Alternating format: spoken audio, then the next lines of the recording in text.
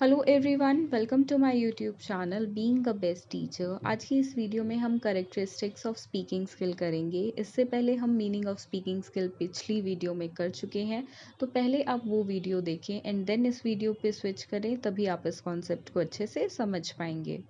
First is use of voice. देखिए, जब भी हम किसी चीज़ को बोल रहे होते हैं, अपने आइडियाज़ थॉट्स दूसरों तक प्रेजेंट कर रहे होते हैं, तो हम अपनी वॉइस को कैसे यूज़ करते हैं, ये बहुत एक इफ़ेक्ट क्रिएट करता है सामने वाले पे, जो भी हमारी बात को सुन रहा होता है। बीच बीच में पॉज लेना, प्रॉपर वर्ड्स का यूज़ करें और प्लस उनकी प्रोनाउंसिएशन ठीक हो।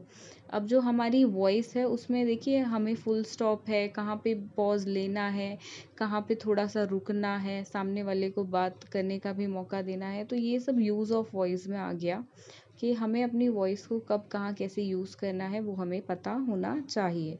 एग्जाम्पल से समझते हैं इसको। जैसे अभी हमने ये वीडियो स्टार्ट की, तो सबसे पहले इंट्रोडक्शन, देन हल्का सा पॉज, देन हमने करेक्टरिस्टिक्स पे स्विच किया। लास्ट में आप कोई भी वीडियो यूट्यूब पे देखेंगे या और कहीं, तो देन उसमें लास्ट में एक गुड बाय होता है, एंड होता है। तो इस हिसाब से हर एक चीज़ में, चाहे हम कुछ भी बोल रहे हों या अपनी बात स्पीच अगर पॉलिटिशियंस की देखें, तो वो जब वो बोलते हैं तो वो भी शुरू में थोड़ी सी इंट्रोडक्शन, उसमें क्रिटिसिज्म भी होता है, अपने बारे में भी बताते हैं, बीच में पॉज भी लेते हैं। तो वो सब एक एटीट्यूड और पर्सनालिटी, या सामने वाला क्या कह रहा है उसकी बात में हम कितना इंटरेस्ट ले, वो पॉजेस वो सब क्रिएट करते हैं। Second is volume. देखिए, हमारी वॉल्यूम कैसी है। कभी कभार कुछ लोग नॉर्मल बात भी अगर हाई टोन में, मतलब ज़्यादा वॉल्यूम में बोलते हैं, तो ऐसा लगता है गुस्सा है। तो वो सब नहीं करना होता है। तो ये स्पीकिंग स्किल है एक, कि हमें वॉल्यूम का ध्यान रखना होता है। जैसे एक एग्जांपल ले लेते हैं, यहाँ पे लाइब्रेरी में हमें चुप रहना होता है, क्योंकि वो वहाँ का रूल होता है, क्योंकि वहाँ पे बहुत लोग पढ़ रहे होते हैं, ध्यान दे रहे होते हैं, ताकि डिस्ट्रैक्शन ना हो, तो इसलिए वहाँ पे क्वाइट रहना होता है। Next is introduction. देखिए, कोई भी चीज़ हम जब भी स्टार्ट करते हैं तो इंट्रोडक्शन बहुत नेसेसरी है। एज अ टीचर, आप किसी क्लास में फ़र्स्ट टाइम जाते हैं तो आप क्या करते हैं, आप अपने बारे में इंट्रोडक्शन देंगे। तो स्पीकिंग में सबसे पहले इम्पॉर्टेंट है, किसी भी आइडिया, थॉट या किसी भी चीज़ के बारे में मैं बोल रही हूँ, तो इम्पॉर्टेंट है कि पहले इंट्रोडक्शन दी जाए। Next is pitch. Pitch is useful to use when expressing emotions. Our pitch rises when we are excited and lowers when we are sad. देखिए, ये ऑटोमेटिकली हमारे अंदर आता है इमोशंस की वजह से। एंगर जब किसी भी पर्सन के अंदर होता है, तो ऑब्वियसली उसकी वॉइस जो होती है वो तेज़ हो जाती है। गुस्से में इंसान चिल्लाता है, उसकी वॉइस ऑटोमेटिकली, उसकी जो पिच होती है वो तेज़ हो जाती है। ऐसे ही सैड है तो वही धीरे चुप रहना, ये सब स्पीकिंग स्किल का जो है वो करेक्टर में आ जाता है। तो पिच यहाँ पे इमोशंस पे डिपेंड करती है।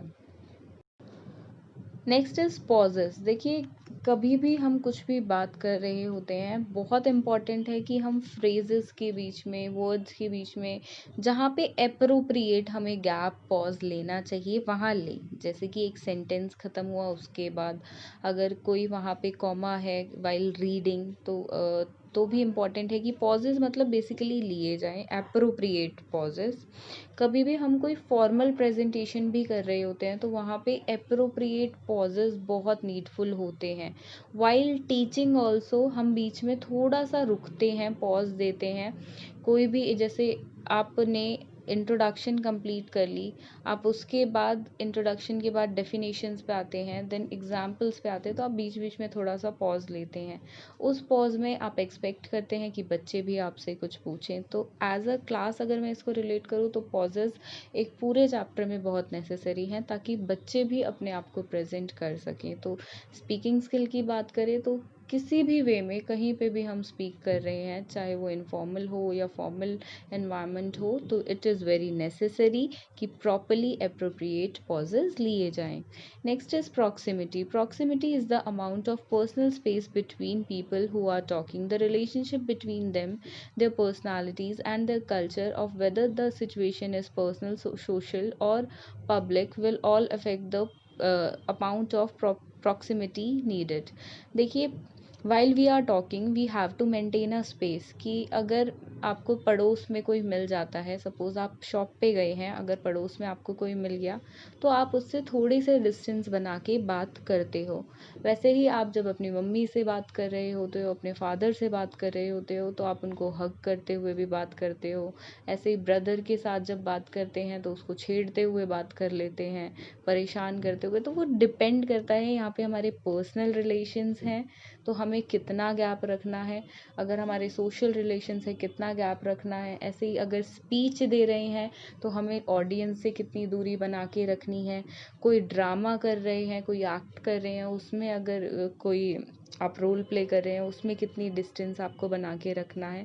तो वो proximity always depends upon personal, social और public environment. Next is pronunciations. देखिए प्रोनाउंसिएशंस हमेशा करेक्ट होनी चाहिए। छोटे बच्चे अक्सर प्रोनाउंसिएशंस को ठीक नहीं करते हैं अपनी, मतलब वो प्रैक्टिस के बाद करते हैं, उनकी प्रोनाउंसिएशन में बहुत एरर्स मिलते हैं यंग चिल्ड्रन में, जो एज अ टीचर हम बच्चों को डेवलप करते हैं, उनको सुधारते हैं बारी बारी उनकी मिस्टेक्स को हाईलाइट करके। एंड ये प्रोनाउंसिएशन बहुत इंपॉर्टेंट रोल प्ले करती है। देखिए आपने देखा होगा बहुत लोग अच्छे से इंग्लिश को नहीं बोल पाते हैं, उनको जैसे एक अक्षर का एग्जाम्पल है स और श में, तो वो श को स ही बोलते हैं, तो वहाँ पे वो लोग कुछ नहीं बोल पाते हैं इन वर्ड्स को। तो वहाँ पे क्या होता है, उनको बाकी लैंग्वेजेस को भी लर्न करने में, उनको प्रोनाउंस करने में प्रॉब्लम आती है, क्योंकि उनकी मदर टंग स्टार्टिंग से कोई एक पर्टिकुलर बोली होती है। तो नेक्स्ट लेवल पे जब वो जाते हैं, दूसरी कोई अन्य लैंग्वेज सीखते हैं, तो डिफ़िकल्टी वहाँ पे आ जाती है। प्रोनाउंसिएशन चाहे कोई भी लैंग्वेज हो, इट इज़ वेरी इंपॉर्टेंट कि वो सही तरीके से बोला जाए, कि सुनने वाले को उसका मीनिंग समझ आए, प्लस उसको अटपटा भी ना लगे। मतलब जो एग्जैक्टली आपका वर्ड है उसकी प्रोनाउंसिएशन आप करेक्ट करो, नहीं पता तो आप उसको लर्न करो। Last is eye contact. देखिए जब भी हम किसी से बात कर रहे होते हैं, नज़रें मिला के करें, हमारा आई कांटेक्ट मेंटेन रहे जितना भी रिक्वायर्ड है according to situation. For example अगर मैं एक ऑडियंस को ब्रीफ कर रही हूँ, कोई बहुत सारी ऑडियंस को कोई लेक्चर दे रही हूँ, तो इट इज़ इम्पॉर्टेंट कि मैं राइट लेफ़्ट मिडिल हर जगह देखूँ बारी बारी, और सबको कॉन्फिडेंटली अपनी बात उनके सामने रखूँ, सबके सामने अप्रोप्रिएटली आई कांटेक्ट बना के स्पीक करूँ। ऐसे ही अगर किसी इंडिविजुअल को मैं पढ़ा रही हूँ, किसी को इंडिविजुअल अटेंशन दे रही हूँ, तो उसके साथ भी एक आई कांटेक्ट मेंटेन रहे इंडिविजुअली। तो इट इज़ वेरी इंपॉर्टेंट कि बोलते वक्त हम एक आई कांटेक्ट मेंटेन रखें। So eye contact is the use of eyes gaze in face-to-face communication. The level of eye contact often depends upon the relationship between the communicators and affect both the speaker and the listener. अब देखिए कुछ लोग होते हैं जो आंखों में आंखें डाल के बातें नहीं करते हैं, बात करते हुए आई कांटेक्ट मेंटेन नहीं करते हैं। तो ऐसे में क्या लगता है, ऐसे में लगता है कि सामने वाला इंटरेस्टेड नहीं है मेरी बात में, तो ये एक बैड रेपो या अच्छा इफेक्ट नहीं डालता है। तो इट इज़ वेरी इंपॉर्टेंट कि वाइल कम्युनिकेटिंग हम सामने वाले से आई कांटेक्ट बना के रखें। तो यही थे करेक्टरिस्टिक्स ऑफ स्पीकिंग स्किल। इस वीडियो के माध्यम से सिर्फ इतना ही था आप सभी के लिए। Thank you for watching this video and do subscribe to our channel for more such videos. Thank you.